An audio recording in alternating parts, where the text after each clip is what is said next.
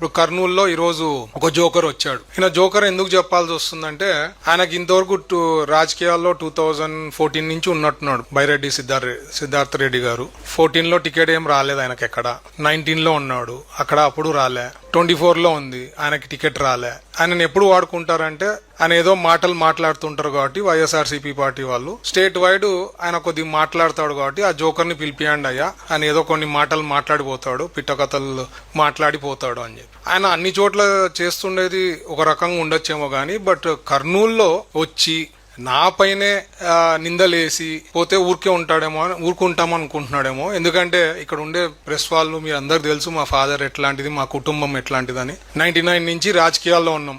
ఏ రోజు కూడా opposition party వాళ్ళు ఈవెన్ ఎలక్షన్స్ ముందు కూడా ఎప్పుడూ కూడా కమెంట్ చేయలేదు ఇట్లా మీరు డబ్బులు తిన్నారు, ఒక కంపెనీ నుంచి తిన్నారు, లేకపోతే డబ్బులు కొట్టేసినారు అని ఒక్కలన్నా ఇంతవరకు అపోజిషన్ లో ఉండే వాళ్ళు కూడా ఎలక్షన్ల ముందు కూడా ఎవరు చెప్పిన వాళ్ళు లేరని. ఎందుకంటే అది జోక్ తరం ఉంటుంది ఆయన. సో ఈ రోజు ఈయన ప్రూవ్ అయిపోయాడు అనమాట జోకర్ అని. ఎందుకంటే నోటికి వచ్చింది మాట్లాడినాడు. ఇప్పుడు what is going to happen, I'll be taking it to the courts. Defamation వేస్తా, క్రిమినల్ డిఫమేషన్ వేస్తా, వదిలే ప్రశ్నే లేదు. ఆయన ఇప్పుడు ఆలోచించాలా, ఎందుకయ్యా నేను కర్నూలుకి వచ్చి నోటికి వచ్చింది మాట్లాడినా అనే ఫీలింగ్ తెచ్చుకోబోతున్నాడు బైరెడ్డి సిద్ధార్థ రెడ్డి గారు. ఎందుకంటే ఆందోళన చేయాలా, చెప్పాలా, ఆ freedom of speech, freedom of things మా చంద్రబాబు గారు ఇచ్చారు. బట్ నోటికి వచ్చింది మాట్లాడితే ఊరుకోండే ప్రశ్నే లేదు అది.